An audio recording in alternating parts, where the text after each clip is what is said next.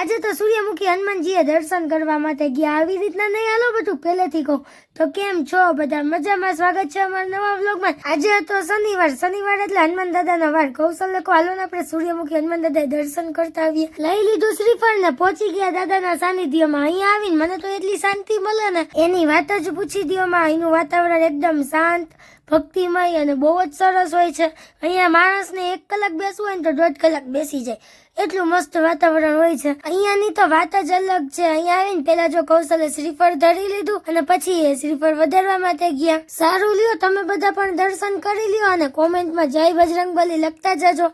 પછી તો આપણે પણ મસ્ત દર્શન કરી લીધા. કૌશલે શ્રીફળ વધારી લીધું. પછી આપણે પ્રસાદી લઈ લીધી. ઘડીક ત્યાં બેઠા.